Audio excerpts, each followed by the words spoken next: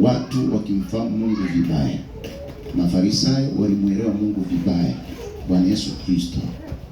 Na hata Nikodemo alimuelewa Bwana Yesu vibaya. Ila sasa kwa sababu huwa tunalichukua hilo katika hali fulani, lakini alimuelewa vibaya kwa maana ya kuwa aliposikia mtu asipozaliwa mara ya pili, yeye alielewa vibaya kwa maana ya kuwa alijua ni kurudi tumboni ili azaliwe tena kama mtoto mdogo, yaani arudi tumboni mwa mama yake akiwa mzee. Sasa hiyo ilikuwa ni kuelewa vibaya. Kuelewa vibaya yaani ni kulichukua jambo la kiroho kwa mawazo ya kimwili, maana daima mambo ya kiroho yanapingana na mambo ya kimwili au kwa akili. Kwa hiyo Bwana Yesu Kristo atusaidie sana ili tuweze kuelewa kila ambacho Mungu anataka tuelewe. Haleluya. Tunapofungua maandiko matakatifu katika waraka wa pili wa Petro mlango ule wa 3 na mstari wa 15 na kuendelea. Waraka wa pili wa Petro mstari wake wa 3, mlango wa 3 na huo mstari wa 15 na mstari wa 16. Tutakuwa tunaangalia hapo kwa ufupi kuelewa vibaya au kupokea vibaya. Kwa nini mtu anaelewa vibaya na anapokea vibaya habari ya neno la Mungu? Jiweke kuwa mwanafunzi, umeenda shuleni, mwalimu angefundisha. Mimi niliwahi kufundishwa na mwalimu ambaye kiukweli hajui hesabu kabisa, hajui hesabu, lakini kwa sababu yeye alikuwa anafundisha madarasa ya chini la kwanza, akaona sasa mara nyingi walimu wa madarasa ya chini ni kama wanadharaulika. Sasa akaona na yeye ya kuwa angalau apate kuheshimiwa. Kwa hiyo akaomba ya kuwa yeye na akafundisha angalau kuanzia la 4, la 5, la 6. Walimu, uongozi wa shule ukamwambia basi sawa, sasa panda na darasa. Haleluya. Yaani wewe sasa upande na darasa, yaani hilo la kwanza ulilonalo na la pili sasa panda nalo. Likienda mfano liko la kwanza, likienda la pili uende nalo, likienda la 3 uende nalo. Masomo mengine utakuwa fundisha kama ni masomo mawili ndio unapanda nao, ila mengine walimu wengine. Basi kweli akaendelea.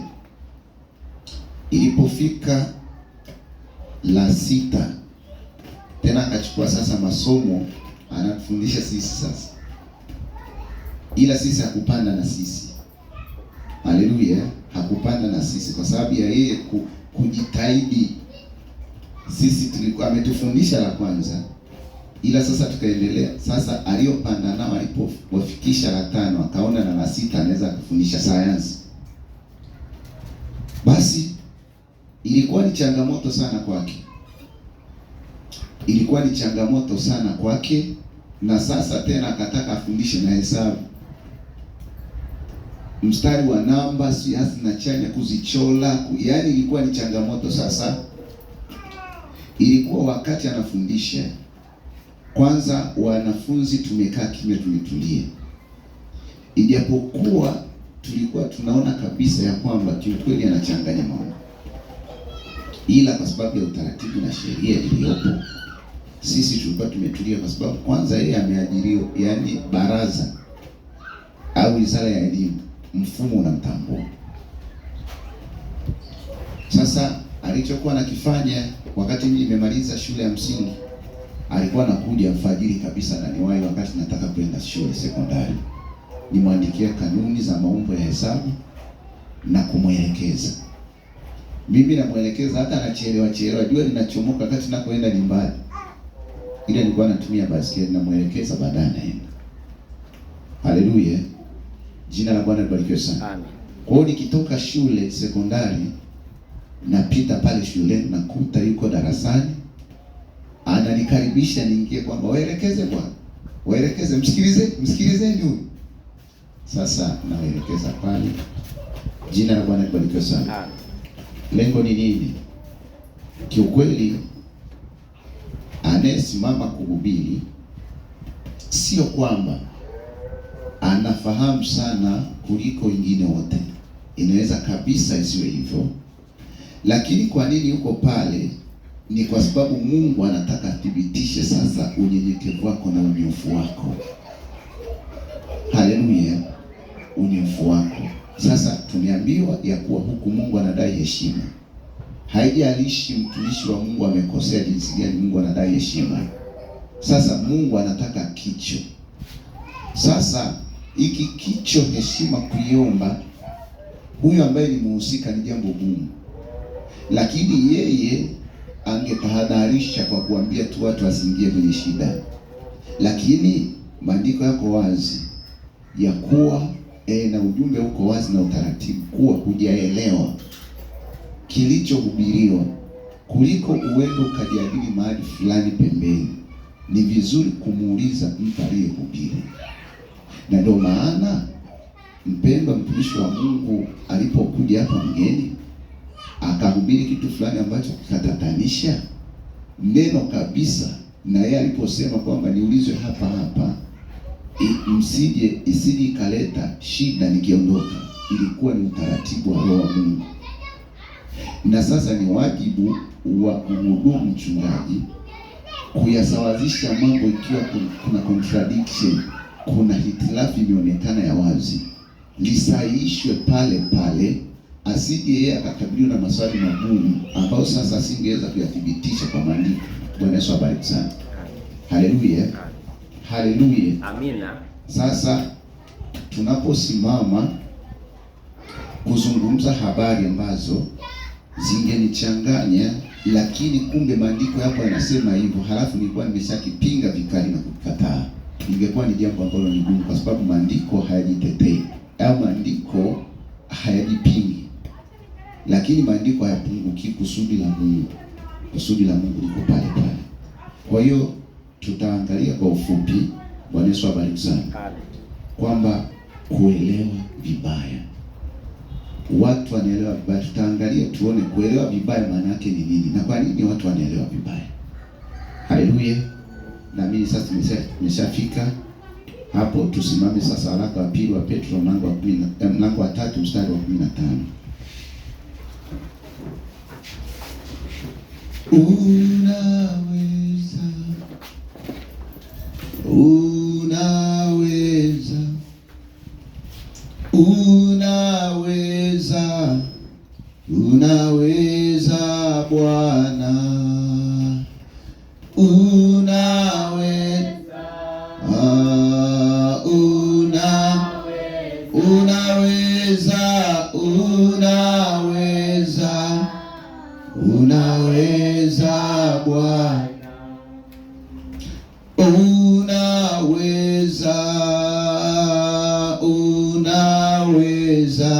Unaweza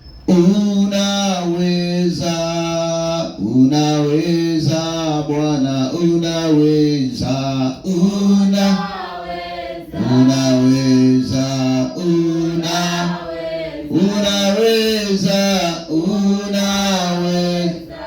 Bwana, unaweza Bwana. Wafungua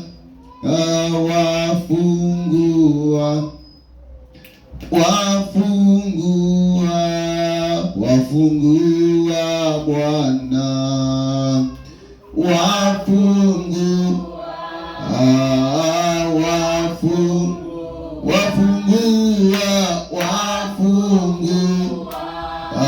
wafungua Bwana. Jina la Bwana libarikiwe sana. Tuombe kwa ajili ya kusoma neno.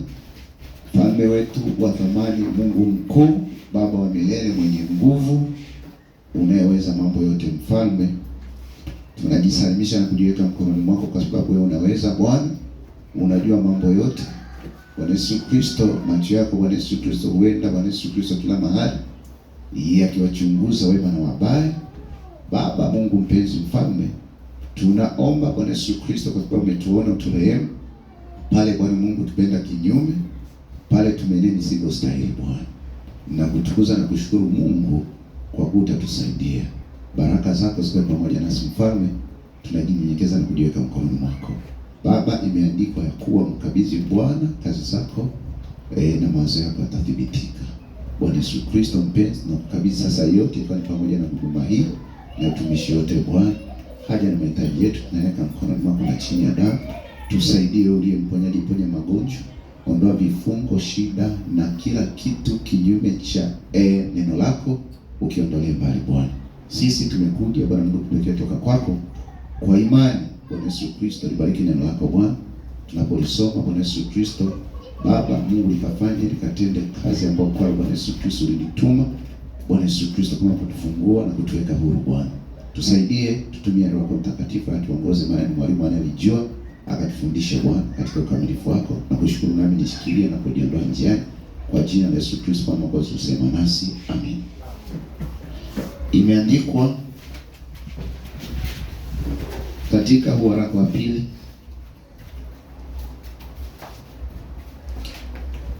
wa Petro mlango wa 3 mstari huu wa 15.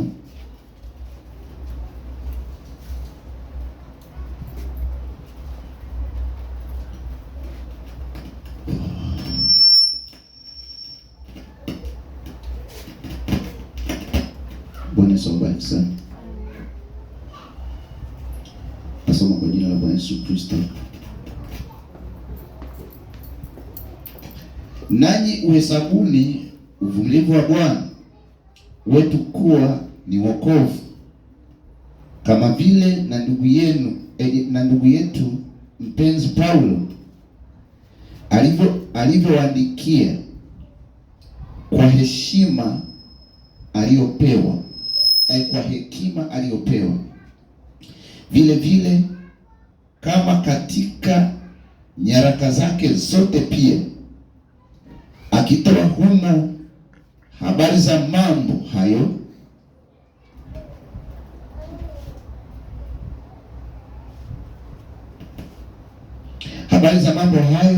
katika nyaraka hizo yamo mambo ambayo ni vigumu kuelewa nayo, na mambo hayo watu wasio na elimu, sio elimu ya darasani, elimu ya kiungu, elimu ya kiroho, ufahamu na maarifa. Haleluya, amina. Ndio kinachomaanisha useme kwa sababu hujaenda shule ndio sasa anamaanisha hivyo.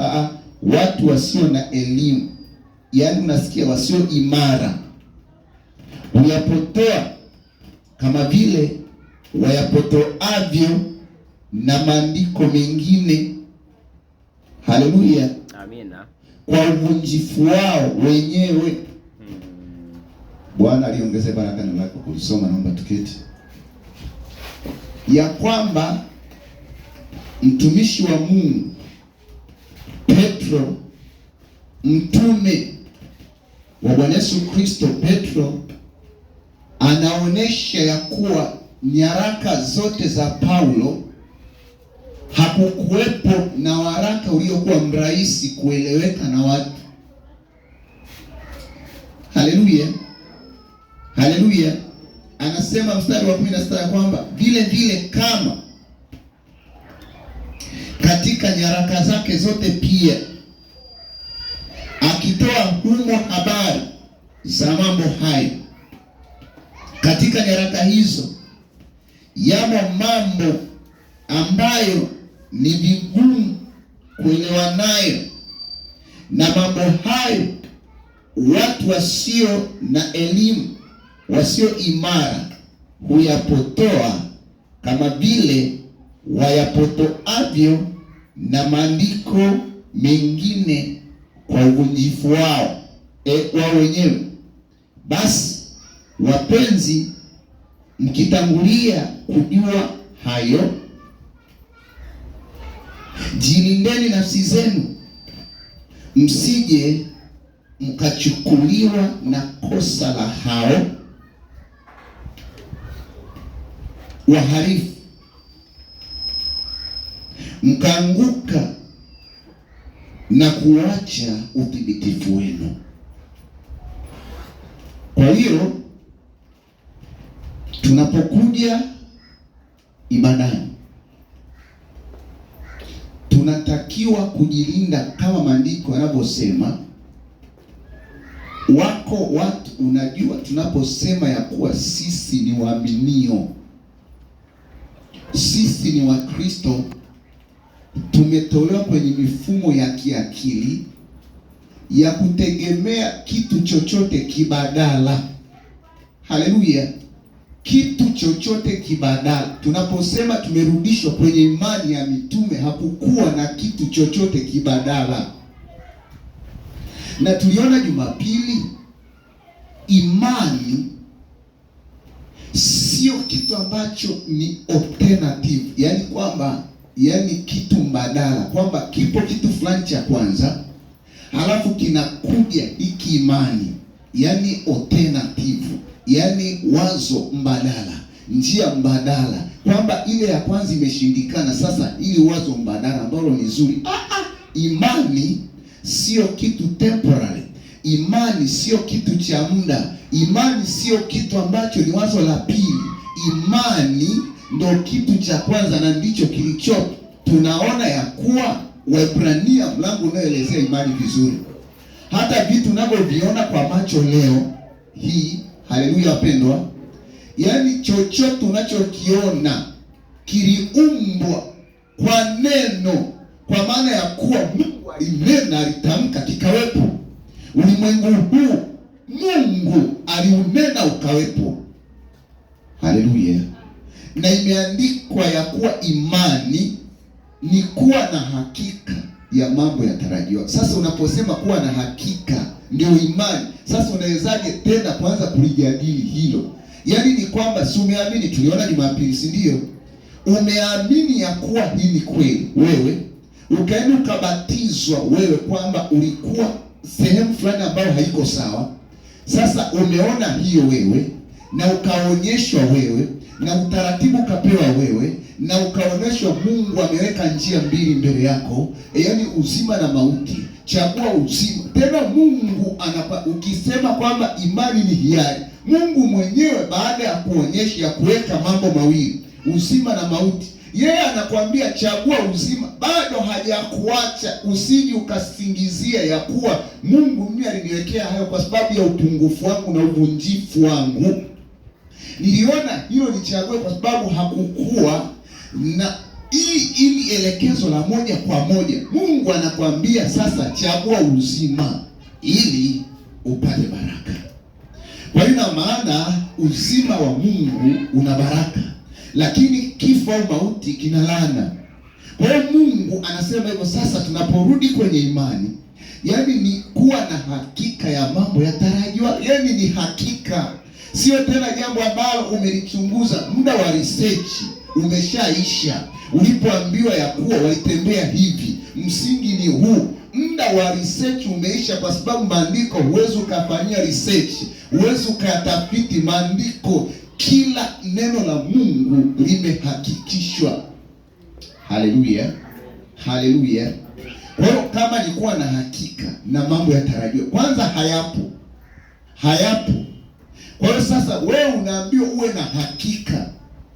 Sasa ukitoka hapo kaambiwa ya kusiende huku kwa sababu neno linakataa, uje useme nilienda kwa sababu hukujua maana yangu. Hapana, neno ndio linakataa, wewe unasema unaamini. Haleluya, haleluya wapendwa, haleluya wapendwa. Na ndio maana unaposikia Ukristo huu wa kibibilia una kanuni na msingi wake. Sisi sio kama wale ambao wanatembea kwa mawazo, alafu si tu kuwa na hakika ya mambo yatarajiwa, ni bayana ya mambo yasiyoonekana. Yaani ni bayana ya mambo yasiyoonekana. Kwa hiyo unapokuja kwangu unanionyesha mambo yanayoonekana kwa macho, mimi nakataa kwamba hapo imani haipo. Ni magumu, na ndio maana watu huwa wanaelewa vibaya. Alafu mstari wa 6 wa Waebrania hapo hiyo 11, na ya kwamba kila mtu amwendeaye yeye hana budi kusadiki, kuamini ya kwamba yeye yuko. Hana maana yake ni lazima amini, budi maana yake lazima. Yaani imani sio jambo la hiari, na ndio maana sio wote watakaoingia. Ndio maana mlango ni mwembamba, na waionayo hii njia ni wachache. Haleluya. Nyaraka za Paulo, huyu aliweka msingi, na ndio maana ni ngumu, kwa sababu zilikuwa ni jumbe za kuchekecha, kuchuja. Na ndio maana tukaona ya kuwa, tulimuuliza mpendwa mgeni wetu ya kwamba kama unasema ya kuwa injili ilibadilika, huku tunaona ya kuwa hata kama ni malaika kutoka mbinguni kabisa, yaani Mikaeli kabisa, Gabrieli kabisa, Paulo mwenyewe arudi kabisa, na Petro na wengine wahubiri kinyume na vile ilivyohubiriwa, hao walaaniwe. Maana hiyo ni injili ya namna nyingine. Sasa tuthibitishie contrary au tofauti ilikuwa imetokana na nukuu za ujumbe. Tuthibitishie kutoka kwenye chanzo, maana chanzo cha ujumbe wowote wa mhubiri yote ni Biblia. Tuoneshe kwenye Biblia, hatukuoneshwa kwenye Biblia, ila tukaoneshwa tena kwenye nukuu hizo ambazo ndio sasa zimeleta hitilafu, mkanganyiko. Haleluya. Huko ndiko tunakosema kuelewa vibaya. Haleluya. Huko ndiko kuelewa vibaya. Sasa imani ni kuwa na hakika kabisa, na yaani mtu anayemwendea Mungu hana budi, yaani ni lazima, imemlazimu kuamini ya kuwa yeye yuko, na yeye huyo ambaye yuko huwapa thawabu hao wanaomkimbilia, huwapa thawabu hao wanaomkimbilia. Haleluya. Kuelewa vibaya ujumbe wa Mungu, yani kuelewa vibaya ujumbe wa Mungu au kupokea vibaya, maana yake nini? Ni hali ya kupokea taarifa au maagizo kinyume na vile mwasilishi au mzungumzaji alivyokusudia. Uelewe vizuri. Haleluya. Yaani kuelewa vibaya au kupokea vibaya maanake ni hali ya kupokea taarifa au mazungumzo, kupokea taarifa au maagizo kinyume na vile mwasilishi au mzungumzaji alivyokusudia. Yaani alivyokusudia, hukulipata wazo la mwakilishaji au la mzungumzaji, hilo agizo namna lilivyowasilishwa, ukakosa kuelewa maana, huko ndiko kuelewa vibaya. Na kwa sababu sasa unakosa kuelewa vibaya, kupokea vizuri, utaenda uwasilishe pia kulingana na vile ambavyo umepokea wewe. Lakini maandiko yanasemaje? Haleluya. Haleluya. Jina la Bwana libarikiwe sana.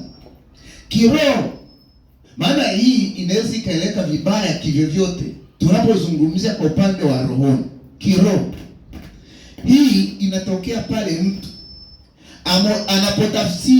anapotafsiri ujumbe wa Mungu kwa kutumia akili zake za kibinadamu, shauku yake au utamaduni wake, kwa maana ustaarabu au mazingira aliyolelewa nayo, badala ya kupata nia halisi ya Roho Mtakatifu. Haleluya. Mara nyingi sana ndivyo tunavyotembea na Mungu. Na Mafarisayo walikuwa na mtafsiri Mungu na Masadukayo kulingana na mapokeo yao, kulingana na tamaduni zao, walivyofundishwa, walivyolelewa na marabi na walimu na makuhani, ndivyo walivyokuwa na mtafsiri. Yeye walikuwa anaona kila kitu anapinga. lakini pia walikuwa wanaenda kimwili sana, wanamuona ni mwanaharamu, kwa sababu wanajua historia ya wao walikuwa wanaona ni mwanadamu. Shalom, shalom. Wakakosa kumfahamu. Habari ya utamaduni, ukamtafsiri Mungu kwa sababu ya kutokana na utamaduni wako, mazingira yako, ustaarabu wako. Unajua, ukifika kwa watu wenye elimu, huo ni utamaduni, ustaarabu wao, namna wanavyomchukua Mungu. Wanamchukua, wanasema wanaamini, lakini wanatembea kwa utamaduni huo wa kisomi. Haleluya. Ukienda kwa mtu ambaye, mfano mtu wa kijijini, ustaarabu wao na utamaduni wao ni Wakristo kabisa, lakini unaweza ukamkuta sio kwamba lazima anawe. Anapomaliza mfano kula, amekula kiazi viazi, akimaliza anasugua tu mikono namna hii, anaenda zake. Utaona kuwa huyu mtu hana ufahamu, lakini unamtafsiri wewe kulingana na mazingira yako wewe, na yeye mazingira yake ni tofauti. Kwa hiyo kiroho sasa, kuelewa vibaya ni hali au hii inatokea pale mtu anapotafsiri ujumbe wa Mungu kwa kutumia akili zake za kibinadamu, shauku yake au utamaduni, maanake ustaarabu au mazingira aliyolelewa, badala ya kupata nia halisi ya Roho Mtakatifu. Jina la Bwana libarikiwe sana. Unaona Nikodemo, tumesema mara nyingi, Nikodemo tunaporudi kwenye Yohana, Injili ya Yohana mlango huo wa 3, ni rahisi sana leo kuona yaani Nikodemo alikuwa mwilini sana. Yaani huyu alafu alikuwa ni mwalimu wa Torati. Kwamba alikuwa mwilini sana kwa sababu wewe sasa na mimi si tumeona kuna shahidi zingine. Na watu si wamehubiri sasa. Lakini Nikodemo wakati huo ilikuwa ni kwamba utamaduni wao, hali waliokuwepo nayo ilikuwa ndo inatafsiri hivyo. Anasema kwamba mlango wa 3 wa Yohana mstari wa kwanza, basi palikuwa na mtu mmoja wa Mafarisayo, jina lake Nikodemo, mkuu wa Wayahudi. Huyu unaposikia mkuu wa Wayahudi, alikuwa ni rabi, mwalimu wa Torati, mkuu. Haleluya. Huyo alinjia usiku, tena kwa kujificha. Unajua ni mkuu. Hawa watu walikuwa sio wa kuchezea, Mafarisayo na Masadukayo. Mkuu wao ilibidi amwendee Yesu usiku kwa kujificha, asionekane, asijulikane. Alimjia usiku, akamwambia, Rabi, twajua ya kuwa mwalimu umetoka kwa Mungu. Unasikia? Hiyo ungeishia hapo, ungeona kuwa Nikodemo alikuwa anamuelewa Yesu.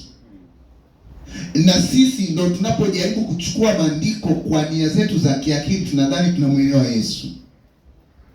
Ila inapokuja kutokea shida zinatufanya tumpinge Yesu, maana Yesu ni neno. Nikodemo anasema tunajua, yani aliwawakilisha na wengine kwamba wewe ni mwalimu, wakati wanampinga, ila wewe ni mwalimu.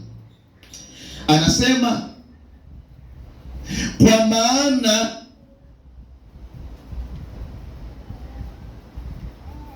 kwamba umetoka kwa Mungu, kwa maana hakuna mtu awezaye kuzifanya ishara hizi uzifanyazo wewe, isipokuwa Mungu yu pamoja naye. Yesu anamsikiliza. Unasikiliza ndugu yangu? Yesu anamfuatilia, anamsikiliza. Haleluya, haleluya. Mstari wa 3, Yesu akajibu akamwambia, sikiliza. Kwa maana nyingine, Yesu baada ya kuwa amemsikiliza, akaelewa kuwa anachodai kuwa anamuelewa Yesu bado hajamuelewa, alikuja kwenye kiini cha ujumbe, kwenye kiini cha kusudi la Mungu. Haleluya. Akasema ya kuwa, akamwambia amini, amini. Maana yake ni kuwa hakika, hakika au kabisa kabisa. Yaani kwamba, yaani chukua haya ninayokuambia kwa hakika kabisa. Maana yake kusiweko na kutilia shaka kwa namna yoyote, kwamba amini, amini na kuambia. Anasema mtu asipozaliwa mara ya pili, pamoja na hayo unayofahamu, pamoja na kuita mwalimu, pamoja na kusema ya kuwa hakuna anayefanya ishara anazozifanya isipokuwa Mungu yuko pamoja naye, ni sawa, ufahamu huo ni sawa. Lakini kabisa kabisa nakwambia, mtu asipozaliwa mara ya pili hawezi kuona ufalme wa Mungu. Kitu hawezi kuona ufalme wa Mungu. Leo unajua ya kuwa hatuzaliwi mara ya pili kwa kanuni, kwa mfumo fulani wa kilimwengu, wa kidunia. Tunazaliwa mara ya pili kwa mfumo wa kimbinguni. Haleluya. Yaani kwa kubadilishwa mtazamo, focus ibadilishwe.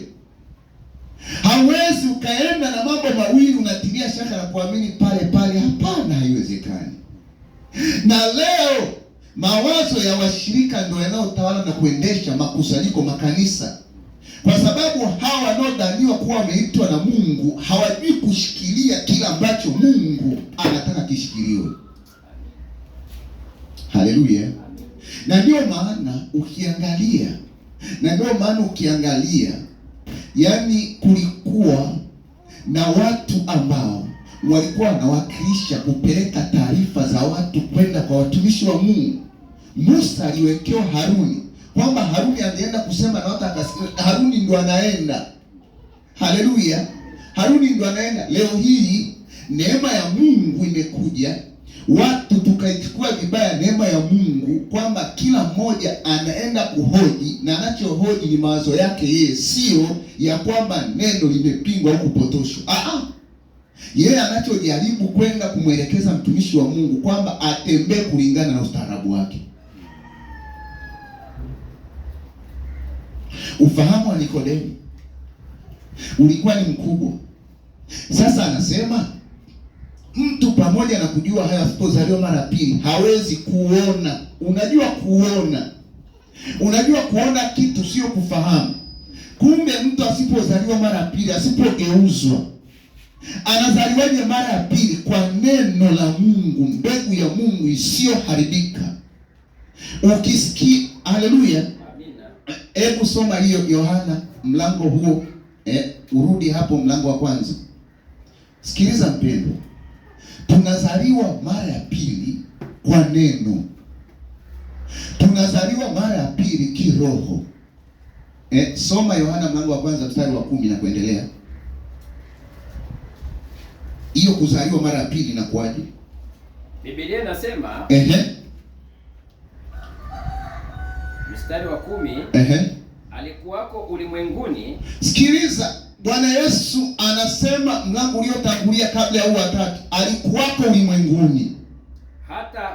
Hata kwa yeye ulimwengu ulipata kuwako. Leo teolojia inamtafsiri Mungu kwamba ni nafsi ya pili, lakini maandiko yenyewe yanathibitisha ya kuwa yeye alikuwako ulimwenguni. Hata kwa yeye ulimwengu uliumbwa. Yaani kwa yeye, sio kwa wao nafsi tatu, kwa yeye alikuwako. Haleluya. Amina. Haleluya. Ndio maana ili tuelewe mambo haya lazima tuzaliwe mara ya pili kwa neno. alikuwako ulimwenguni, hata kwa yeye ulimwengu ulipata kuwako. Jamani, hata kwa yeye ulimwengu ulipata kuwako, si ndio mstari wa 3 pale, ukirudi hapo juu mlango huo, kwamba vyote vilifanyika kwa huyo neno, na pasipo yeye hakuna chochote kilichofanyika. Na kuwa ndani yake mlikuwamo nuru, nayo nuru yang'aa gizani, wala giza halikuishinda. Na hiyo nuru ilikuwa uzima wa watu. Endelea hapo. Anasema wala ulimwengu haukumtambua. Unaona sasa, ndio Nikodemo anayeongea haya mlango wa 3. Bwana Yesu Kristo akabaini ya kuwa huyu bado amepungukiwa, hajaelewa haya, anatoa maelezo. Lakini uhalisia hana, kumbe ulimwengu haukumtambua. Sasa unadhani ni milima? Tunadhania kwamba ni kukwe au ng'ombe ndio sasa ndio ulimwengu. Ni watu. Alikuja kwake, wala walio wake hawakumpokea. Sikiliza, wala walio wake hawakumpokea. Leo unaweza nikasema tumempokea, kumbe tumemkataa kwa mawazo yetu. Hawakumpokea. Bali wote waliompokea aliwapa uwezo wa kufanyika watoto wa Mungu. Unasikia? Bali wote waliompokea aliwapa uwezo. Biblia ya Kiingereza inasema he gave them power. He gave them power. Who received him? He gave them power. Nguvu. Unajua, unaposoma Kiswahili ukisema uwezo ni hali yoyote ya kufanikisha jambo. Ana uwezo wa kutembea, ana uwezo wa kusoma, lakini si kwamba ni nguvu. Yaani unaposikia Kiingereza ndio kinataja vizuri power, nguvu inayoambatana na mamlaka takatifu ya mbinguni. Maana kunao watu wenye nguvu duniani, lakini si nguvu yenye mamlaka takatifu. Amina. Aliwapa nguvu ya kufanyika watoto wa Mungu. Kwa hiyo ni mpaka nguvu, ili tufanyike watoto wa Mungu inahitaji nguvu ya kufanyika watoto wa Mungu. Amina. Ndio wale waliaminio jina lake. Sasa unaona, ndio wale, sio tu kwamba yeyote anayesema naamini. Uchambuzi kaanza. Ndio wale tu waliaminio jina lake. Jina lake ni nani? Ni Yesu Kristo. Kristo ni neno lililofanyika nguvu, hiyo roho. Haleluya, amen. Hao ndio watoto wa Mungu. Waliozaliwa si kwa damu. Unasikia? Waliozaliwa si kwa damu, wala si kwa mapenzi ya mwili, wala sio kwa mapenzi ya mwili, wala si kwa mapenzi ya mtu, wala si kwa mapenzi ya mtu, bali kwa Mungu. Bali kwa Mungu. Koma hapo. Tunaelewa Bwana Yesu ndicho alichokuwa anajaribu kumwambia Nikodemo, mhubiri, mwalimu, kwamba ni kweli wewe unachosema kwa akili ni sawa, lakini akili yako sio ya kimbinguni. Akili yako ni ya kidunia, ni elimu ya mapokeo ya kidunia, ya kidini, sio iliyotokana na Mungu. Kwa sababu ungekuwa hivyo, ungekuwa upande wangu. Sikiliza, Nikodemo aliposikia sasa kuzaliwa mara ya pili, ndo akaelewa vibaya. Ndo sasa alikuwa kama anatembea vizuri. Unaona neno lilivyohubiriwa, ndo sasa nia na ufahamu wa Nikodemo ukajulikana. Ni neno, weponi mwa neno ndo mawazo yatathibitika, shauku itathibitika, mipango na malengo yatathibitika. Haleluya. Yule mwanamke kahaba pale kisimani, wale wapendwa walikuwa wameshaona hafai kwa sababu ya mawazo ya kidini, ila wakati amekutana Bwana Yesu Kristo pamoja na ametengwa kanisani, ila yeye shauku yake ilikuwa ni kufunguliwa. Yeye Bwana Yesu Kristo alipoanza kuongea naye, alianza kushirikiana na Wayahudi, sisi na Wasamaria. Bwana Yesu Kristo akamsikiliza. Ufahamu huo ni kweli. Akaendelea. Ya nini kuniomba maji ya kunywa? Bwana Yesu Kristo akaanza kugusa kilichoko ndani yake ambacho kilikuwa hakijabainiwa na wahubiri. Haleluya. Amina. Ya kwamba laiti ungetambua karama ya Mungu na ujue ya kuwa ni nani anayesema nawe. Akikuomba umpe maji ya kunywa, ungeniomba mimi maji. Nikupe maji yaliyo hai. Maji yaliyo hai si sawa na hai. Ala, akili kaendelea huyo mwanamke. Yaani kwa akili wewe kwanza kwa kuanzia ndio umeniomba mimi maji. Alafu ndio niko kisimani na kisima ni kirefu na choteo tekeo ninalo, alafu unaniambia tena yaani unipe, nikuombe wewe unipe. Kwa maana nyingine mwanamke huyo kiakili alikuwa na tafsiri nyingi kwamba huyu ni mnafiki au ananichezea au ni kwamba anataka lengo fulani apenyeze.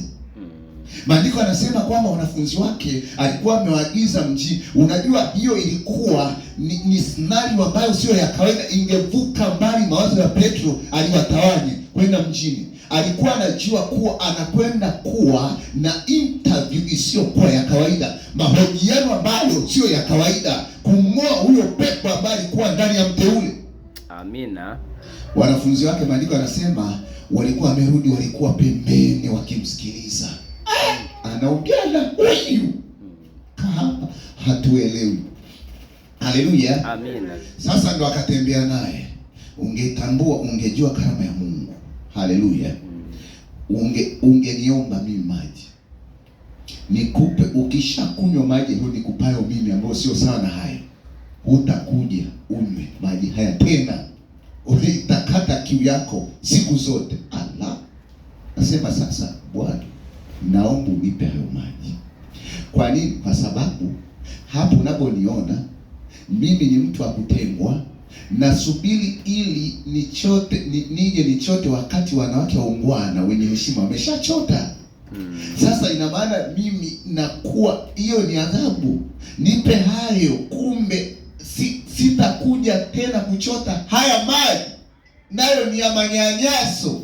Nipe Bwana. Haleluya. Nenda ukamlete mmeo. Watu leo tunamtaka Bwana Yesu Kristo atufanyie jambo bila kumleta mme kwa Yesu. Mme wako ni ile mawazo yako unaoshikilia. Mme wako ni ule utaratibu na mfumo unaotembea nao. Mme wako leo ni kazi unaoifanya ambayo inakunyima ushirika na Mungu. Yeye maana mme maana yake anawakilisha mamlaka. Haleluya. Kamlete mmeo uje naye hapa ndo nikupe hayo maji. Aha. Amen. Aliposikia hayo akasema sina mme. Huna mme? Akamwambia vema, umesema kweli kwamba huna mme. Kwa nini? Kwa sababu umeachana na 5 naye ulienea wa 6 sio mmeo. Akasema Allah, yamkini wewe ni nabii, wewe ndiye Masihi, maana ilikuwa imeandikwa, tumeahidiwa atakapokuja Masihi atatuambia mambo haya. Haleluya. Na sisi tunaishi tukitazamia saa hiyo. Akasema mimi, yani huyu anayesema nawe ndiye, mimi ndiye. Haleluya. Yule mwanamke alipoambiwa habari hizo, neno likafungua ufahamu. Leo hii neno usipokaa makini, Bwana Yesu Kristo alikaa na yule mwanamke na yule mwanamke akatulia pale uweponi mwa neno. Leo inamaanisha kukaa, kutulia muda wa kutosha. Amen. Unahubiriwa neno, unasikiliza neno, sio siku moja upo umeondoka alafu umepata wazo lingine. Haleluya. Haleluya. Haleluya. Umepata wazo lingine. Hebu ndugu yangu unisaidie hapa kwenye ujumbe huu wa Mungu akifahamika vibaya. Si tunaelewana wapendwa? Mungu amefahamika vibaya na watumishi wake wamefahamika vibaya. Nikodemo, nimalizie wakati unafungua huo ujumbe, Mungu akifahamika vibaya, utaenda paragraph ya 161 alafu utasubiri. Nikodemo aliposikia hayo, Nikodemo mstari wa 4 akamwambia, awezaje mtu kuzaliwa akiwa mzee? Aweza kuingia tumboni mwa mamaye mara ya pili akazaliwa. Unaona, akili tayari, ufahamu wake aliokuwa anautoa kwa Yesu umeshaonekana kuwa haukuwa ufahamu wa kiungu. Amina. Jina la Bwana libarikiwe sana. Amen. Hebu soma hiyo. Mungu akifahamika vibaya. Mungu akifahamika vibaya. Ujumbe unasema mwajua. Mwajua, sikiliza vizuri.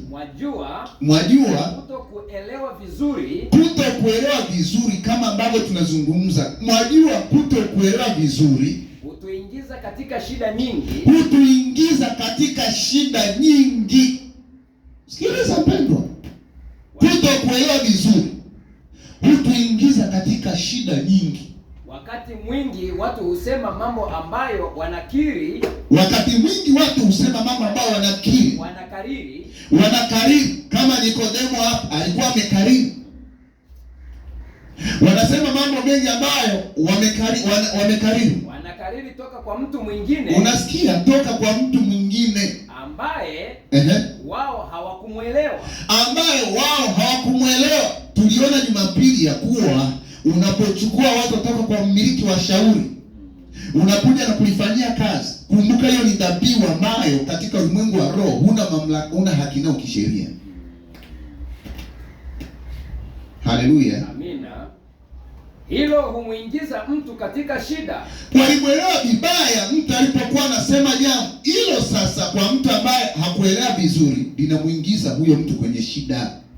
Naamini ingekuwa vema kwetu tukiwa tu vema tungoje hata tuelewe yale tuliyokuwa tukinena. Sikiliza, sisi tunaelewa. Ingekuwa ushauri kwamba ingekuwa ni vyema sana kama tungengoja, tungetulia, tukanyamaza magotini kulisoma neno mpaka tuelewe kila ambacho tulikuwa tunazungumza. Stefano, ukae makini mpendwa. Ukae makini, ukae ibadani. Nadhani hivyo. Si mnadhani hivyo? Najua ingekuwa. Hebu ngoja. Wapendwa, hivi mnaelewa kinachozungumzwa? Amina. Kwani si ingekuwa ni vyema kutulia na kungoja mpaka tujue tunachozungumzia? Si ndio? Si mnadhani hivyo? Najua ingekuwa kwangu. Najua pia ingekuwa kwangu. Jambo zuri kwangu mimi kuchunguza kwanza. Jambo zuri hata kwa mhubiri kuchunguza kwanza. Na kisha kusema hivyo. Mwaona? Haleluya. Amina. Kuliko kwenda kwanza kuulizia na kuanza kusema kinyume na vile ilivyokusudiwa. Maandiko yanasema wewe unaenda kusema kinyume, kumbe hujaelewa. Ni vizuri uchunguze kwanza. Amina. Bali kila wakati waonekana kuwa tusiofahamika. Unaona? Bali kila wakati waonekana kuwa tusiofahamika. Na hapa Daudi ananena kuhusu Israeli. Unasikia? Watumishi wa Mungu pamoja na Mungu wanajaribu kumwasilisha au kumwakilisha, wamekuwa ni watu wasiofahamika. Walikosa kufahamu miujiza yake. Daudi anazungumza hapo na pia anamnukuu kwamba hapa Daudi anasema Israeli walikosa kufahamu miujiza ya Mungu walipokuwa Misri. Sasa kukosa kufahamu. Si tu kusema vyema. Sikusikia yale aliyosema. Unasikia? Haimaanishi kukosa kufahamu, si kusema sikusikia yale aliyokuwa anasema. Haimaanishi hivyo. Lakini kuona kitu fulani kikifanywa.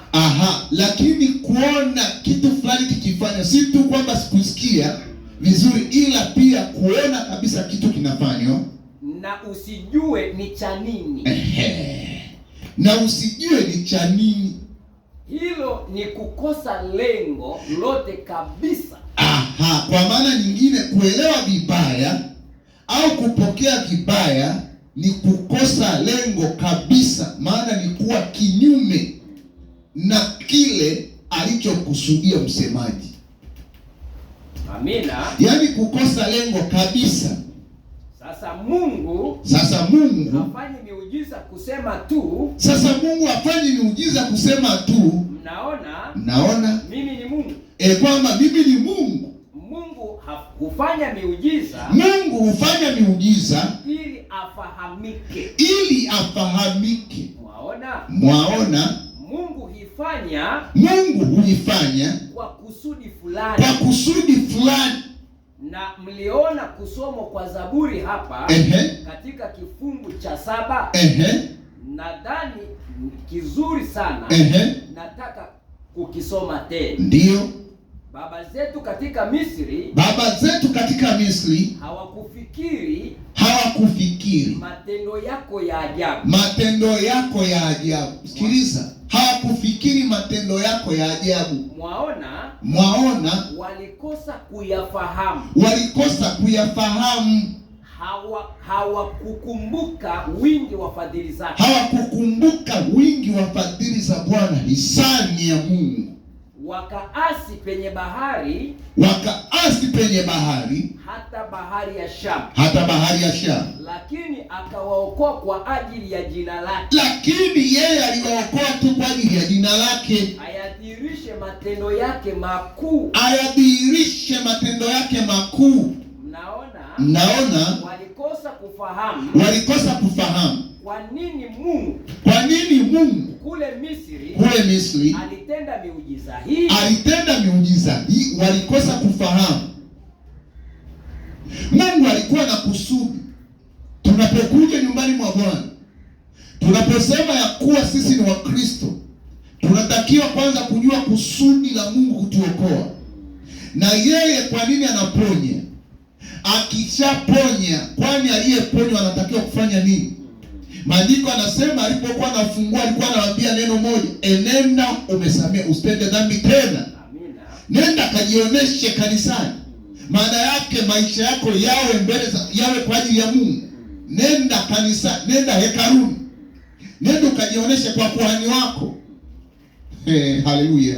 Mtu anataka afunguliwe, apone ili afanye mambo yake. Hilo sio lengo la Mungu kufanya huo muujiza. Amina. Haleluya. Haleluya. Hivi tunaona ya kuwa ni jambo kubwa kutokuelewa, yaani kuelewa vibaya. Yeye alikuwa akijaribu kuwaonyesha rehema zake. Yeye alikuwa akijaribu kuwafanya wafahamu kuwa yeye alikuwa ni Mungu kati yao. Yeye alikuwa anajaribu kuwaonyesha waone ya kuwa yeye alikuwa ni Mungu kati yao. Napenda hilo. Wewe upendi? Mungu kati yetu. Amen. Ya kuwa tunapokuwa na shida tunamwendea, ya kwamba kadiri ya 2 au 3 wamekusanyika kwa jina langu, ikiwa nia za watakuwa wamehitimu katika shauri moja na nia moja, nami nitakuwa katikati yao. Pale anapokuwa hakuna shida. Pale anapokuwepo yeye hakuna ugonjwa. Haleluya. Haleluya. Haleluya. Ugonjwa unaweza ukawepo ukaondoka baada ya miaka 10-20, ila yeye alishatenda. Haleluya, alishatenda. Haleluya. Ukaondoka baada ya miaka 2, baada ya mwaka, baada ya miezi au siku au pengine papo hapo. Yeye ni Mungu afanyaye kulingana vile anavyotaka. Anataka ajitukuze kupitia wewe. Sasa inakuwa sasa ni huzuni baada ya huzuni, huzuni baada ya huzuni. Sasa unasubiria uponyaji, maana huna hakika tena. Unakuja kuuliza mbona hali imebadilika? Ya sasa mimi nifanyeje? Mhubiri angekuuliza, si ulisema unaamini? Na mimi alipokuwa anaombea anauliza, mnaamini? Unaamini kwamba Bwana Yesu ataponya? Ndio. Anaomba. Kesho yake kesho kutwa ugonjwa umezidi sana, narudi. Uliniombea, uliniambia nitapona, lakini sasa ugonjwa umerudi, nateseka. Hukunielewa vizuri. Sikusema mimi ndio nayeponya. Wewe nilikuuliza unaamini, ukasema ndio. Sasa kama ni wewe unayeamini anayeponya ni Bwana Yesu Kristo, ya nini kunirudia mimi? Amen. Sasa nifanye amini, endelea, tubu. mwambie Bwana, nimekosea na kuamini. Haleluya, haleluya, amen. Tunaelewa pendwa? Katika mahubiri yangu madogo nilihubiri hapa hivi majuzi. Hebu ruka uende 171. Lakini watu walikosa kumfahamu. Lakini watu walikosa kumfahamu Mungu. Mungu ni rahisi sana kutokufahamika na wasioamini. Sikiliza, unasikia hapo? Unasikia hapo mpendwa? Mungu ni rahisi sana yaani kutokufahamika na wasioamini. Kwa wale wasiotaka kufahamu. Kwa wale wasiotaka kufahamu, maana mtu anapokuwa amechanganyikiwa, asiuliza ametatanika, akaondoka na msimamo wake na msingi wake ule, maana yake huyo amekataa kufahamu. Na huo utamaduni na ustaarabu na mazingira. Amina. Watu wengi hujaribu kufahamu. Watu wengi hujaribu kufahamu. Wengi hawataki kufahamu. Wengi hawataki kufahamu, lakini wanajaribu kufahamu, lakini hawataki kufahamu. Wao hujifungia tu wenyewe. Hujifanyia kachumba fulani kama wazo yao, ufahamu wao, msingi wao na msimamo wao, anajifungia hapo, kwa maana ya kuwa singetaka kupokea chochote kingine. Na kusema, wanajifungia mahali fulani na kusema hakuna kitu kama hicho. Unasikia? Hakuna kitu kama hicho. Na siamini mambo kama hayo. Hana maandiko, yanapinga maandiko sasa, ila hakuna kitu kama hicho. Na siamini mambo kitu kama hicho. Basi hawawezi kufahamu kamwe. Basi sasa hawezi kufahamu kamwe. Lakini mtu anayetaka kufahamu, aliye tayari kuketi chini. Haya njooni tusemezane. Aliye tayari kuketi chini, kuelewa. Haya njooni tusemezane. Asema Bwana. Iwe ni kulingana na Mungu. Amina. Asema Bwana. Sasa mtu yule yuko kwenye njia ya kujifunza kitu. Sasa mtu huyo sasa anayeketi katika wito wa Mungu, haya njooni tusemezane, asema Bwana, huyo mtu yuko kwenye njia ya kujifunza kitu kutoka kwa Bwana. Haleluya. Kutoka kwa nani? Kwa Bwana. Lakini watu ambao kila mara wanachangamana na Mungu,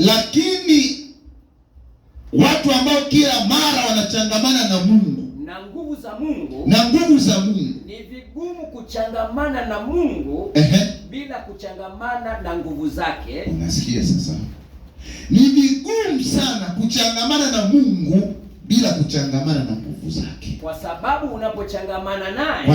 unapochangamana kuunganika naye, unafahamikiana naye. Yaani unafahamikiana naye au una uhusiano naye. Ndipo sasa una nguvu zake ndani yako. Amen. Haleluya. Sasa ziko wapi? Haleluya. Haleluya. Amina. Unaona mambo hayo ya Kihindi? Amina. Haleluya. Kwamba ni vigumu kwa mtu anayechangamana na Mungu, anayeunganika na Mungu, anayeshikamana na Mungu, kutokuwa au kukosa nguvu za Mungu. Haiwezekani. Amina. Nguvu za Mungu ni pamoja na kustahimili, kuvumilia, kusema jina la Bwana linatosha, Bwana anaweza. Amina. Haleluya. Amen. Wakati huo unasikia kama utumbo unakatwa ndani. Kwa kinywa mtu ukiri hata kapata wokovu. Amina. Kwa ulimi mtu ukiri hata kapata wokovu. Lakini kwa imani mtu uamini hata kapata haki. Amina. Kwa moyo mtu uamini hata kapata haki. Kumbe kinachoanzia ni haki ya moyoni. Umeamini una haki, halafu unakuja unakiri ya kuwa Yesu alimaliza yote pale Kalvari, na mimi sio mgonjwa, ni mzima. hiyo unapata wokovu. Unapata wokovu toka kwenye hiyo shida, ugonjwa, toka kwenye gereza, toka kwenye vifungo. Haleluya. Napenda hiyo. Anasema hiyo ndio sababu watu hawawezi kuamini miujiza leo. Ndio maana watu hawawezi kuamini miujiza leo. Kwa sababu hawana chochote ndani yao. Cha kuaminia. Amina. Haleluya. Haleluya. Wapendwa wa dada mnaosumbuliwa na matumbo, hebu tafuta yaani uhusiano naye, kuwa na uhusiano na Mungu. Kwamba Mungu, nabii anasema mahali fulani ya kwamba Mungu anashughulikia mambo madogo kama vile ashughulikiavyo mambo makubwa. Mungu anashughulika hata vidonda. Ulishawahi kusoma hiyo? Kwamba hata kidonda yeye anaponya hata kidonda. Hiyo nukuu ipo. Yaani hata kidonda. Sasa mtu anasema sasa kweli hiki kidonda yaani itakuwaje hiki? Mungu ni Mungu wa maajabu yake.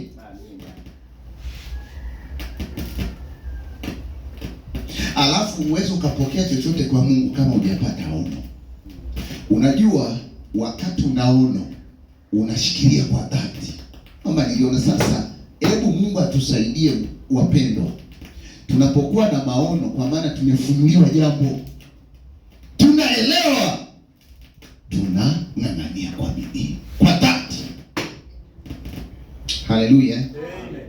Hebu endelea kidogo. Na roho wa Mungu awapo ndani ya wanadamu. Yeye atasema amina.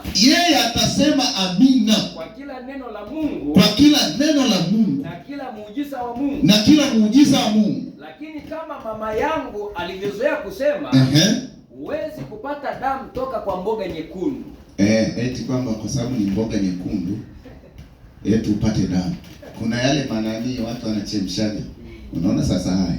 Si kwa sababu ni mekundu, chemsha haya unywe. Sasa unaona sasa mambo yanapochengana. Hiyo hapo hakuna imani.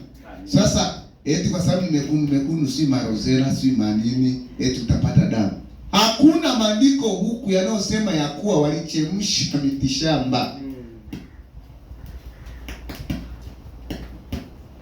Haleluya. Amen. Damu, unajua unapoanza kupungukiwa damu ndio ina uhai. Kumbuka unakamliwa uhai unaondoka hivi.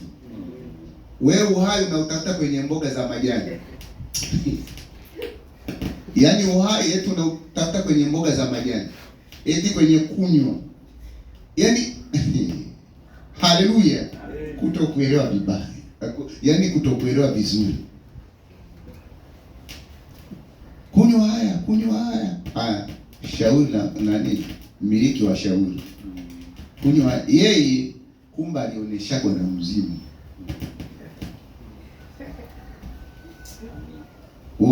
Wengi tu wanatumia, wengi tunakwambia wapo wapendwa waamini wanatumia dawa za kienyeji, za kiganga. Na wanapewa ila kwa sababu wao hawaendi, wanaagiza. Watu walio na uhusiano wa karibu wanakwenda wanachukua, wanaanza kutumia. Eti kwamba ukizitakasa tu tayari.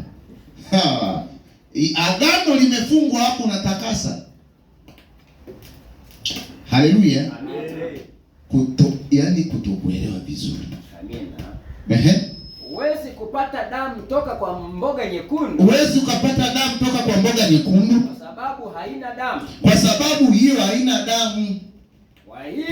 Kwa hivyo ndivyo ilivyo. Si ndio hivyo tu, ndivyo ilivyo. Amen. Huwezi kupata kuamini kutoka kwa asiyeamini. Unasikiliza? Wazo mmiliki wa shauri ni asiyeamini. Wewe umelichukua kwa sababu eti lilisaidia. Huwezi ukapata kuamini kutoka kwa asiyeamini. Amen. Kwa sababu hakuna chochote mle cha kuaminia. Kwake hakuna chochote cha kuaminia. Mtu fulani alisema, siamini uponyaji wa kiungu. Akasema yeye, ila ni kwamba anaenda kanisani. Siamini uponyaji wa kiungu. Haidhuru ungesema nini? Kwamba haidhuru ungesema nini? Hakika hayo si kwa ajili yake. Sasa hata mhubiri angehubirije? Yaani mtu asiamini uponyaji wa kiungu kwamba neno la Mungu ndio timilifu. Yaani hata angekesha na mhubiri, huyo sio kwa ajili yake hilo. Ni kwa ajili tu ya wale wanaweza kuamini. Ni kwa ajili tu ya wale wanaweza kuamini. Kama utapata damu, ipate kutoka kwa kitu kilicho na damu. Haleluya. Kama utapata damu, ipate tu kutoka kwa kitu kilicho na damu. Na ndio maana mtu akiishiwa damu, ili aongezewe damu, sasa anapimwa sampuli yake ya damu. Haleluya. Anaonekana kwamba ana A, sampuli A, sampuli B au AB. Halafu anatafutwa mwenye hayo ndo anaongezewa, au haleluya, au atafutwe universal donor group O. Huyo ni universal donor. Huyo ndiye mwongezeaji damu wa kimataifa. Yeye anaongezea hata mbwa. Group O. Yaani ndo unajua huyo ndo mfano wa Mkristo.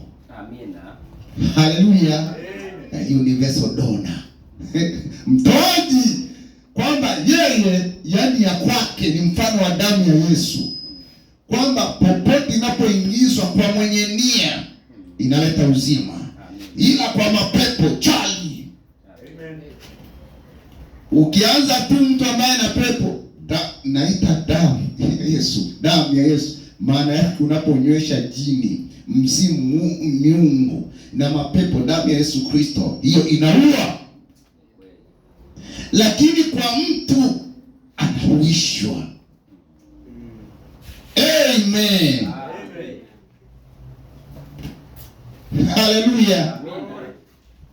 Unatafuta toka kwa mtu mwenye damu. Sasa wewe, yani mboga nyekundu ina damu.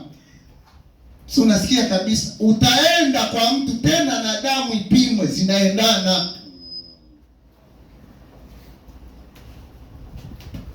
Haleluya. Lakini pia lazima kuwepo kwa undani zaidi, kuna kitu kinaitwa factors. Haleluya. Haleluya. Haleluya. Ziko negative na positive factors. Leo unaenda tu umepimwa A, tayari unaongezwa A. Kumbe huyu mwenye A hii na A hii, huko kuna factors zinazopishana. Huyu ana negative, huyu positive, zinaenda kugongana. Sio rahisi ya mambo ya kisayansi na kwa yakimbia. Hayo mambo ungeelewa. Na wenyewe wana haraka, kwani hivyo vipimo nadhani watavifanya. Vina gharama. Tangu nilipoongezewa damu nimekuwa na shida kwenye mwili, shida. Ndio angalia hizo ara. Hizo ara, kuna ara, reverse factors, kuna negative na positive. Amina. Amen. Amen. Sidhani kwamba tuko hoi. Ila namjua niliye mwamini na kusadiki kwamba aweza kulinda kilicho kwa amani kwake Bwana. Amen. Hallelujah. Sijui sababu ya neema niliyopewa na, sijui sababu ya neema. Haleluya. Listahili pendo lake wala. Ukijua wokovu wa Yesu, unamjua niliye kweli na kusadiki kwamba yeye hakulinda kilichowekwa amana kwake. Sijui jinsi Roho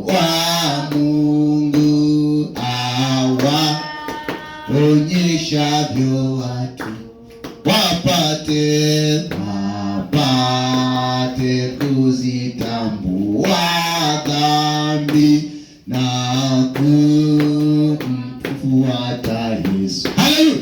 Namjua. Mshairi anaimba kwa roho.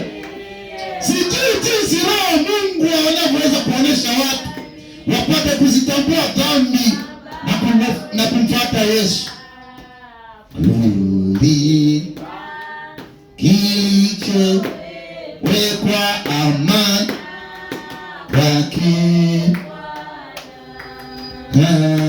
sijui jinsi nilivyopewa imani ya kumwamini. Haleluya! Neno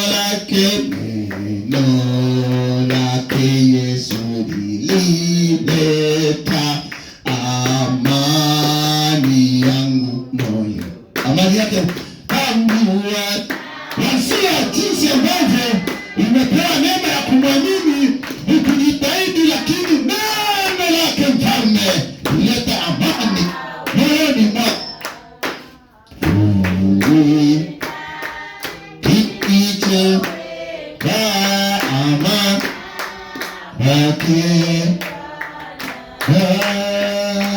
sijui.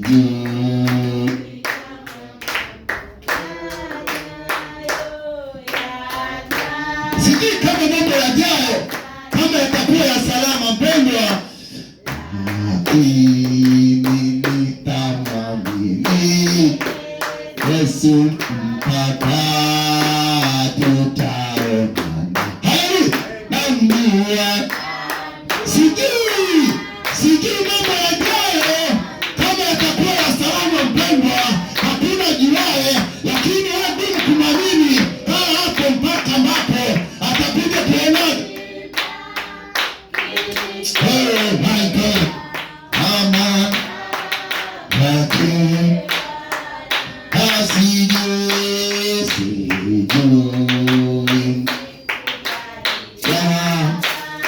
sana hapa atakaporu na hatujui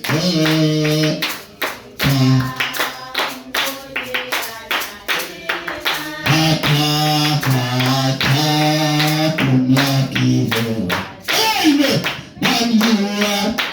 Mtengojana imani wapendwa. Kumlaki hewani mpendwa, mfalme wa wafalme. Bwana anakupenda kwa precious. Hallelujah.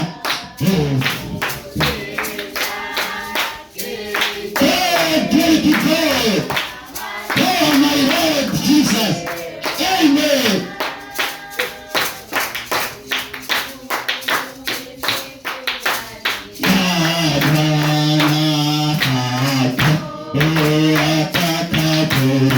Atakaporudi, hiyo ni mchana, usiku, jioni au alfajiri, hiyo ni adhuhuri, hiyo ni usiku wa manane, hiyo ni alfajiri. Atakaporudi, basi nitakuwa tayari.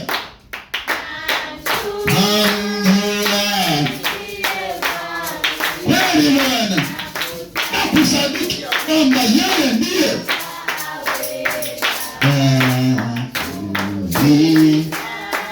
kilicho kwa amana kwake Bwana. Haleluya, haleluya. Mungu akikosa kufahamika, Mungu akifahamika vibaya, watu wakikosa kuelewa au kupokea vibaya kinyume na kusudi lililokusudiwa, utapata shida, tutapata shida. Lakini tunaambiwa tungekaa kwa utulivu sana mpaka tuelewe tunachozungumzia. Hebu nenda Yona mlango wa 4 mstari wa kwanza na pili tunapokwenda kuomba. Yona si tu kuwa watu tu wanaohubiriwa ndo wanaokosa kufahamu, pia na mjumbe wa Mungu pia anaweza kukosa kufahamu kusudi la Mungu aliyemtuma. Yona alikosa kufahamu ya kwamba kusudi la ujumbe wa hukumu Ninawi, yaani hukumu ya Mungu, huwa ina mlango wa rehema ndani yake, ina mlango wa toba ndani yake. Yona alishindwa kuelewa, akafahamu vibaya, akaona kwa sababu Mungu amewarehemu walipotii akaenda kwenye mkatare. Si ni mkatare, si ni mti wa nini ule? Ni mti wa nini? Akakaa pale anamwambia anataka kisa wameturu. Hebu soma hii. Tunapoenda kumalizia wapendwa. Hata mjumbe, hata mhubiri anaweza kakosa kufahamu lengo la ujumbe alionao. Yona alikosa kufahamu. Haleluya. Haleluya. Haleluya. Wakati mwingine hata mhubiri anaweza kakosa shabaha ya Mungu kwa ujumbe alionao. Amen. Haleluya. Yona alijua ya kwamba ni hukunda yeti. Yaani kwamba anapokanyaga Ninawi wote angamia. Kwamba Bwana utashusha mapiko. Unajua wivu wakati mwingine, yaani mtumishi wa Mungu anakuwa na wivu wa Bwana. Kwa nini hawa mchezee Bwana? Allah. Kwamba natamka kwa jina la Bwana Yesu Kristo Mungu afanye. Sasa watu wakapendeka mioyo. Hebu soma hii. Mlango wa 4, mstari wa kwanza. 4:1. Lakini jambo hili lilimchukiza Yona sana. Unasikia? Yaani baada ya kutubu. Baada ya kutubu Yona akachukia. Maandiko yanasema sio kidogo jambo hilo la Ninawi kutubu lilimchukiza Yona sana. Lilimkasirisha Yona sana. Waona fanya mchezo. Naye akakasirika. Unasikia? Likamchukiza sana. Naye akakasirika. Akamwomba Bwana akasema. Nakuomba Bwana. Sivyo hivyo nilivyosema. Hapa nilipokuwa katika nchi yangu. Hii ndiyo sababu nalifanya haraka kukimbilia Tarshishi. Unasikia? Anaanza kumlaumu. Si ndio? Hata kabla sijatoka huko Yuda. Si ndio nilisema hivyo? Kwamba nilijua hali yako nikakimbilia Tarshishi. Maana nalijua ya kuwa wewe Mungu. Sikiliza, yaani mwanadamu. Maana nalijua ya kuwa wewe Mungu mwenye neema. Unasikia? Analaumu. Sisi yaani tumeokolewa, hii ni neema leo. Kumbe Yona alimlaumu Mungu, kwa nini neema? Najua wewe Mungu mwenye neema. Neema umejaa huruma. Yaani ni lawama hizo za nabii Yona. Ni mtumishi wa Mungu kwamba umejaa huruma, umejaa neema, umejaa huruma. Si mwepesi wa hasira. Mwingi wa rehema. Nawe wagairi mabaya. Basi sasa Bwana, kwa sababu ya hiyo nakuomba uniondolee uhai wangu. Nakuomba uniondolee uhai kabisa. Maana ni afadhali nife mimi. Kuliko kuishi. Naye Bwana akasema. Kuliko kuona hao wanaishi. Kwa sababu umewahurumia. Wapo unaendelea kula na samaki. Wapo wanaendelea kutoa na shuhuda. Kwamba sasa tumeokolewa. Kwa hiyo niue mimi. Kuelewa vibaya. Naye Bwana akasema, sikiliza. Je, unatenda vema kukasirika? Haleluya. Mtu amevurugwa na neno. Nitaacha kwenda kanisani. Hawezi wakanibabaisha na kadhalika. Mungu akamuuliza, je, unatenda vyema kukasirika? Amen. Ndipo Yona akatoka mjini. Sikiliza, akatoka mjini.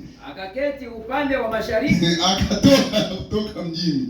Akaketi upande wa mashariki wa mji. Unasikia, ukisikia pepo za mashariki ni pepo za dhoruba. Pepo ambazo zinaleta shida. Akaketi huko sasa upande wa matatizo. Akajifanyia kibanda huko. Unasikia? Akaenda. Akajifanyia kibanda huko. Akakaa chini ya ule uvulini. Akakaa chini yake uvulini. Akaenda akajifanyia kibanda chake, akajifungia. Tumeona, akajifungia. Hata aone mji ule ulikuwaje. Hata akaenda akaona yani anahuzunika, akauangalia mji ulikuwa jeupo kweli. Na Bwana Mungu aliyeweka tayari mtango akaufanya ukue juu ya Yona. Akaufanya ukue juu ya Yona. Kwanza akamuonesha rehema zake alizokuwa anazikataa, akamuonesha hapo. Ili uwe kivuli juu ya kichwa chake. Sio kibanda chake alichojifanyia. Tunaiva tutoke kwenye vibanda. Mungu ana uvuli wa mpango. Ana Roho Mtakatifu leo. Maandiko yanasema Isaya mlango wa 31. Ole wao watakao mashauri lakini hawataki toka kwangu. Wajifunikao vifuniko lakini si kifuniko cha Roho wangu. Haleluya. Kibanda cha Yona. Toka kwenye kibanda cha Yona. Toka kwenye laumu za Yona. Amen. Haleluya. Mungu alijua kwamba kusudi la Mungu ilikuwa kumweka kwenye tumbo la nyangumi Yona. Hiyo misukosuko. Wewe angetoka huko amenyoka, lakini mwanadamu alikuwa pale. Anasema na ili uwe kivuli juu ya kichwa chake. Na kumponya katika hali yake mbaya. Na kumbe huo mpango na uvuli huo, chini ya uvuli wa mbawa za Bwana tutaona kimbilio. Amina. Mungu alijua kibanda chake hakitamsaidia. Kuponywa kwa hali aliyokuwa nayo mbaya ya hasira na kuumia ilikuwa ni mpango wa Mungu. Basi Yona akafurahi sana kwa sababu ya ule mtango. Alikuwa na mlaumu. Akafurahi. Kumbe Mungu alikuwa anamwangalia. Ulikuwa unakataa nyumba zangu, sinarudi kumekosea, umekasirika. Sasa mtango tena amefurahia. Sikiliza Yona alipofurahia, Mungu akamfanyia tukio. Lakini siku ya pili, sikiliza, Mungu atakufurahisha leo akuangalie.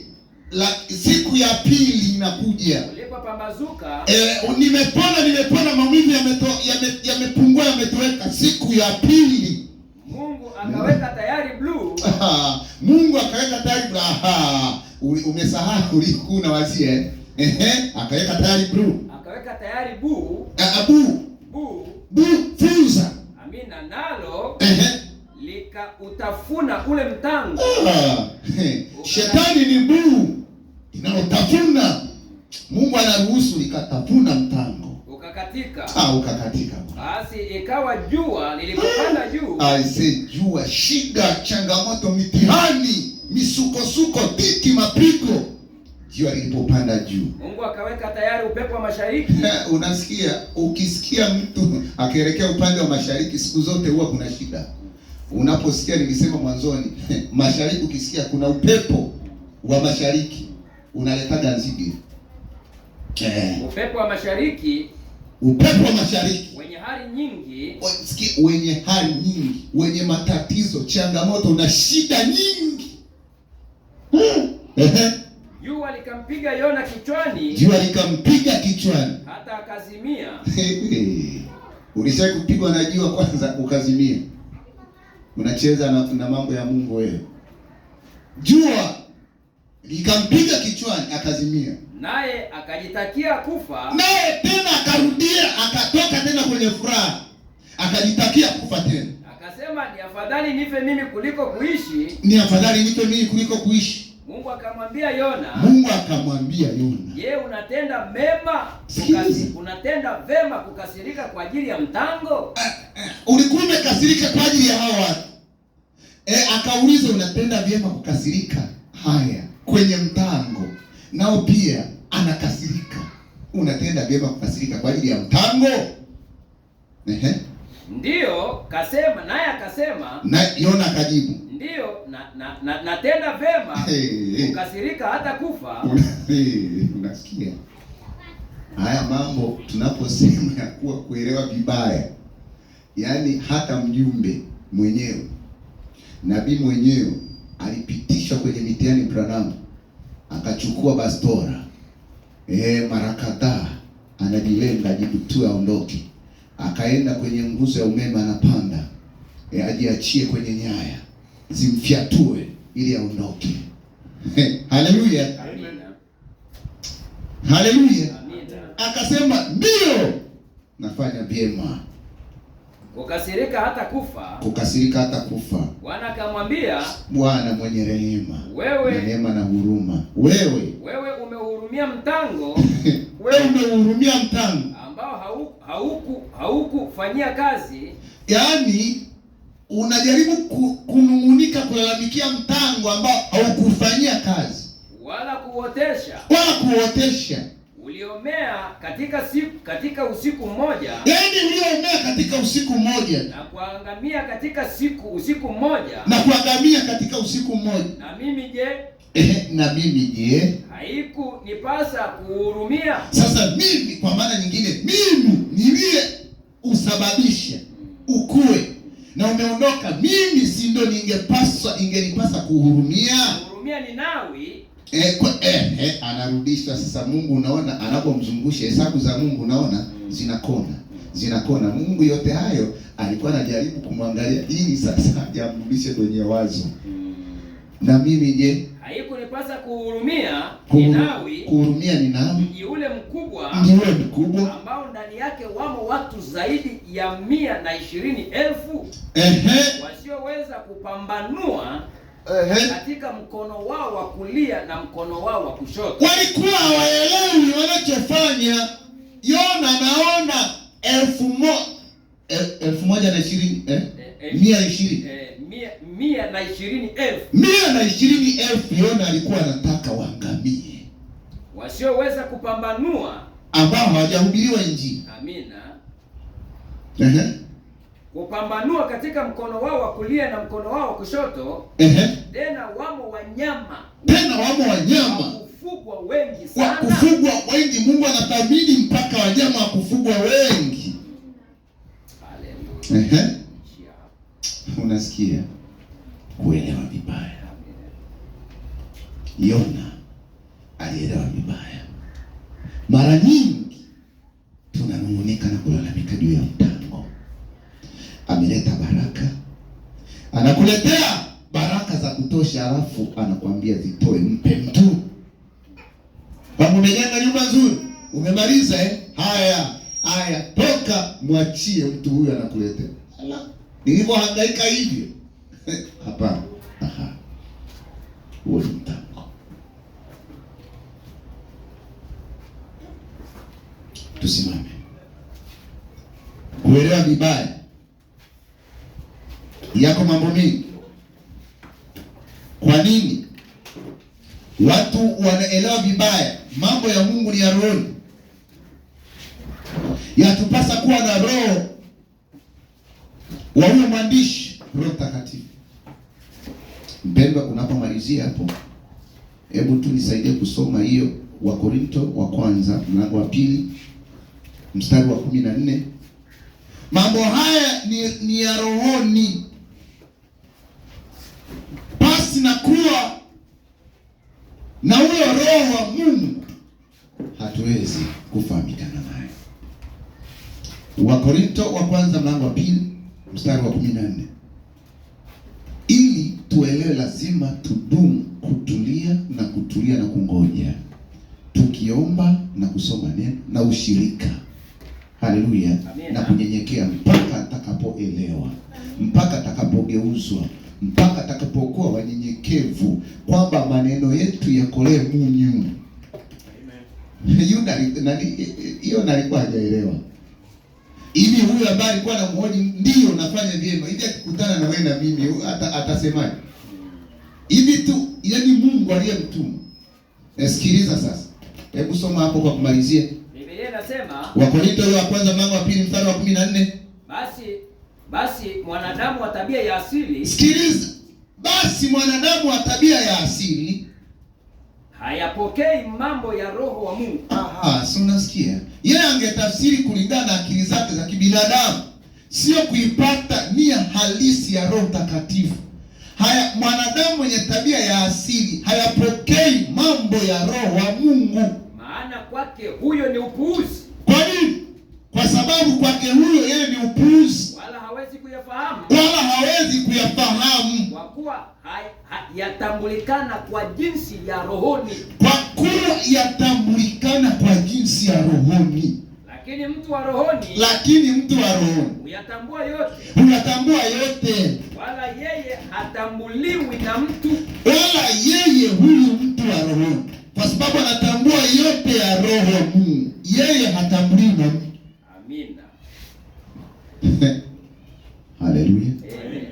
Ndivyo ilivyo. Kwa hiyo tunakwenda kuomba.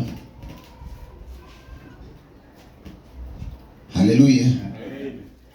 Yeye amejaa neema kama yeye Eliona alivyothibitisha, lakini hata hivyo kwa laumu, lakini hata hivyo kwa kudumu kwenye kibanda chake, kwa kudumu kwenye chumba chake, kwa kudumu kwenye msimamo wake. Hata hivyo anasema nilijua wewe Mungu, sikukwambia tangu nilipokuwa kwenye nchi yangu, kabla sijatoka kwenda Ninawi.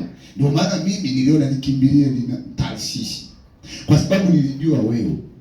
Yaani hawa ambao walipaswa kuangamizwa ungewarehemu, wewe ungewahurumia, wewe umejaa neema. Sura akaketi akauangalia mji.